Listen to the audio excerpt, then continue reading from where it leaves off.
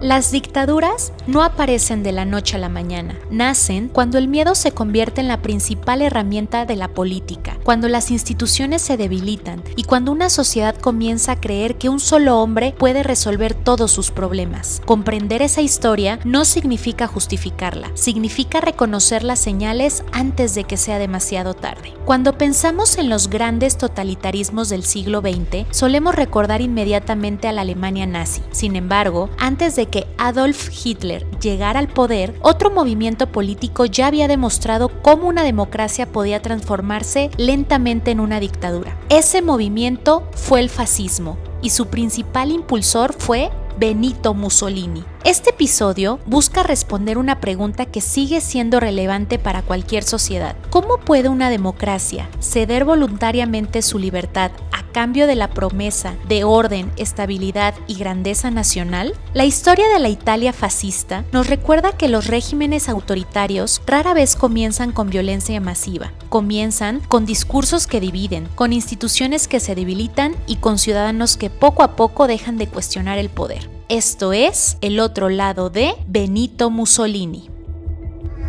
Este episodio está patrocinado por Velatis Experience, tu santuario de cuidado.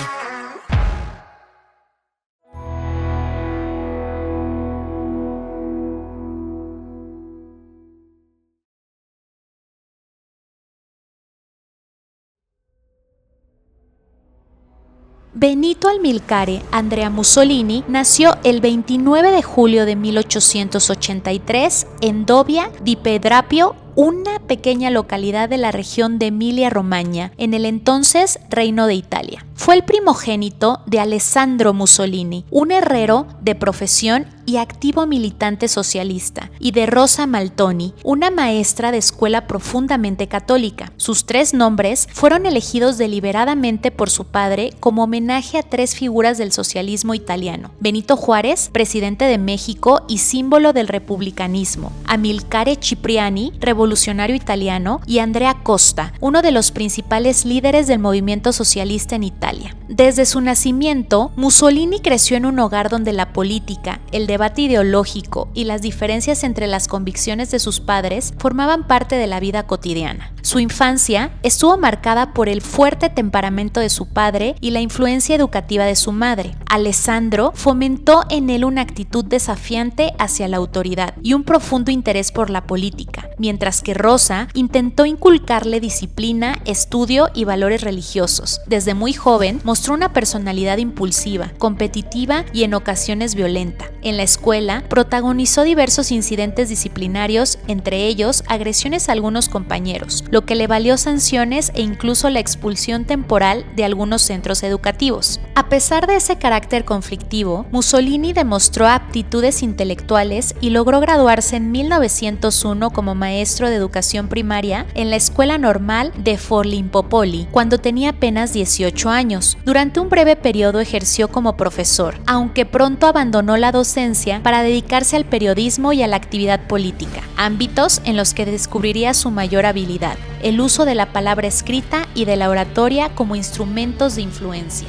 En 1902, con 19 años, emigró a Suiza para evitar el servicio militar obligatorio y buscar mejores oportunidades laborales. Ahí sobrevivió realizando diversos trabajos manuales, mientras profundizaba en la escuela de filósofos y pensadores como Marx, Engels, Sorel, Nietzsche y Pareto, cuyas ideas influirían de distintas maneras en la construcción de su pensamiento político. Durante esos años también participó activamente en organizaciones socialistas y comenzó a consolidar su reputación como periodista y agitador político. Paradójicamente, el hombre que años más tarde fundaría el fascismo inició su carrera como uno de los jóvenes dirigentes más visibles del movimiento socialista italiano. Sin embargo, el estallido de la Primera Guerra Mundial modificaría radicalmente sus convicciones políticas y cambiaría no solo el rumbo de su vida, sino también el de Italia y en buena medida el de Europa. Benito Mussolini tenía una personalidad compleja y contradictoria. Era ambicioso, autoritario impulsivo y profundamente egocéntrico. Necesitaba sentirse admirado y proyectaba una imagen de fuerza mediante discursos exaltados, gestos teatrales y una presencia cuidadosamente construida. Poseía una enorme confianza en sí mismo, pero también podía ser inseguro, desconfiado y muy sensible ante las críticas. Su pensamiento político fue oportunista. Cambió de posiciones y alianzas cuando consideró que ello podía favorecer su ascenso o permanencia en el poder.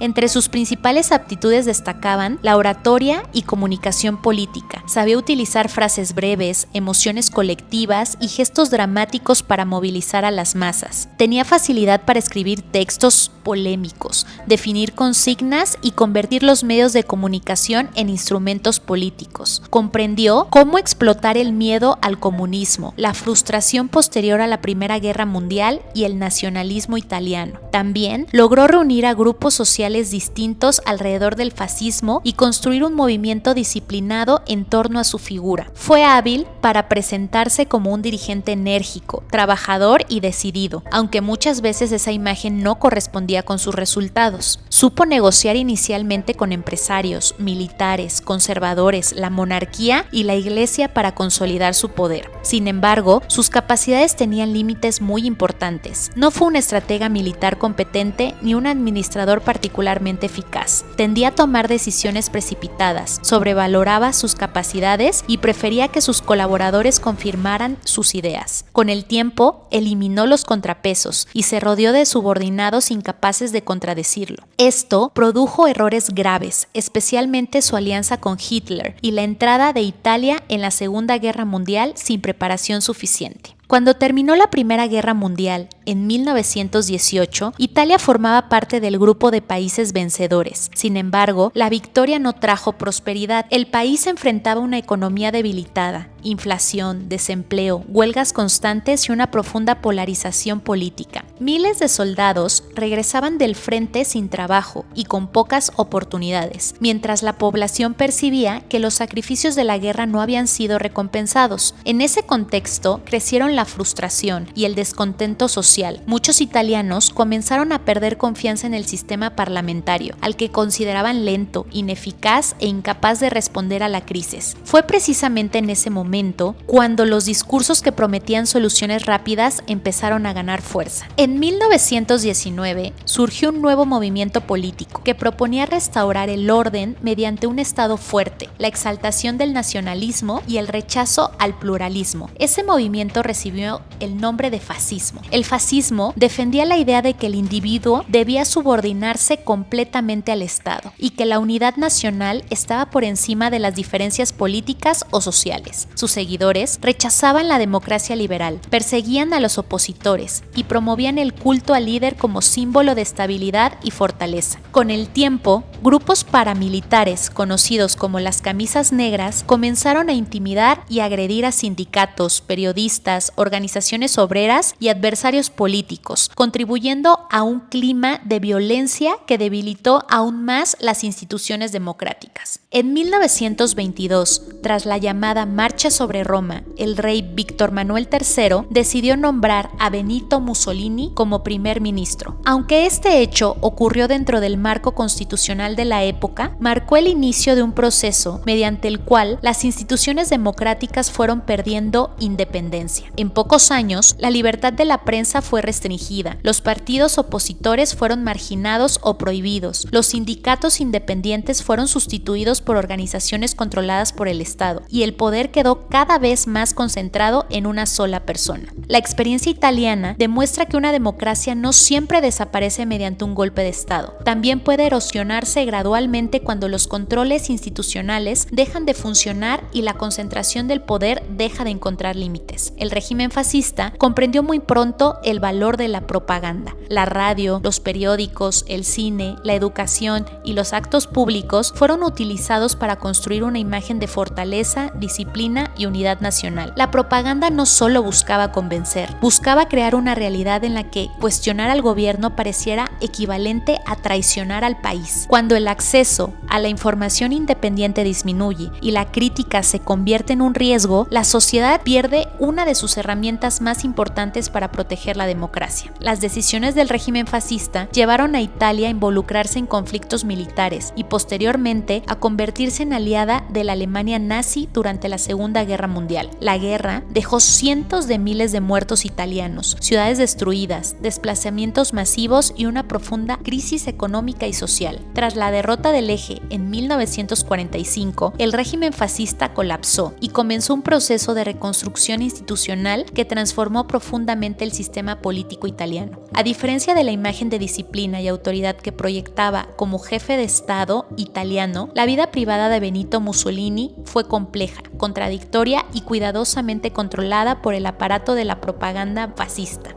En 1915 contrajo matrimonio con Rachele Guidi, con quien tuvo 5 hijos: Eda, Victorio, Bruno, Romano y Ana María. Sin embargo, su vida familiar quedó frecuentemente relegada por su intensa actividad política y por las múltiples relaciones extramaritales que tuvo a lo largo de su vida. Diversos historiadores estiman que sostuvo decenas de relaciones sentimentales, algunas de ellas con mujeres que trabajaban dentro del propio régimen, mientras que la prensa italiana tenía estrictamente prohibido publicar cualquier información que pudiera afectar la imagen del duce. Uno de los episodios más controvertidos de su vida personal fue su relación con Ida Dalser, quien aseguró haber contraído matrimonio con Mussolini antes de su ascenso al poder y afirmó que ambos tuvieron un hijo, Benito Albino Mussolini. Cuando el líder fascista consolidó su régimen, tanto Ida como su hijo fueron internados en instituciones psiquiátricas y permanecieron aislados hasta su muerte. Un caso que continúa siendo objeto de estudio por parte de los historiadores y que ilustra el control que el régimen ejercía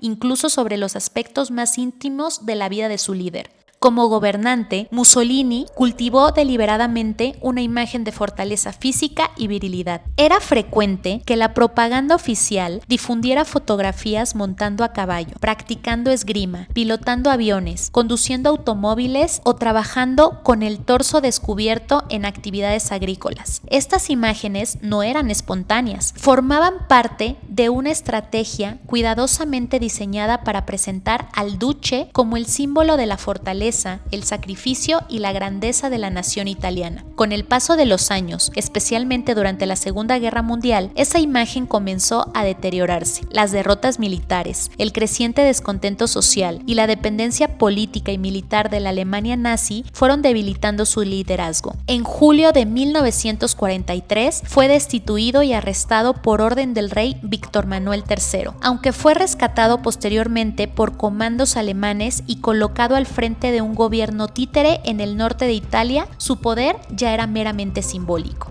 El 28 de abril de 1945, cuando intentaba huir hacia Suiza junto con su compañera Claretta Petacci, fue capturado por miembros de la resistencia italiana. Ambos fueron ejecutados ese mismo día. Sus cuerpos fueron trasladados a Milán y exhibidos públicamente en la Piazzale Loreto, colgados boca abajo en una escena que simbolizó para muchos italianos el fin definitivo de más de 2 décadas de régimen fascista y el colapso del culto a la personalidad que él mismo había construido. Benito Mussolini tenía 61 años cuando fue ejecutado. Le faltaban aproximadamente 3 meses para cumplir 62 años. La historia de la Italia fascista no trata únicamente sobre un dirigente político, trata sobre lo que ocurre cuando el miedo desplaza al diálogo, cuando la polarización sustituye al consenso y cuando la promesa de soluciones inmediatas parece más atractiva que el funcionamiento, a veces lento, de las instituciones democráticas. El mayor aprendizaje que deja este periodo histórico es que ninguna democracia está completamente a salvo. La libertad, el Estado de Derecho y los derechos fundamentales no se conservan por inercia. Requieren ciudadanos informados, instituciones sólidas y la disposición permanente de cuestionar al poder, incluso cuando promete resolver todos los problemas.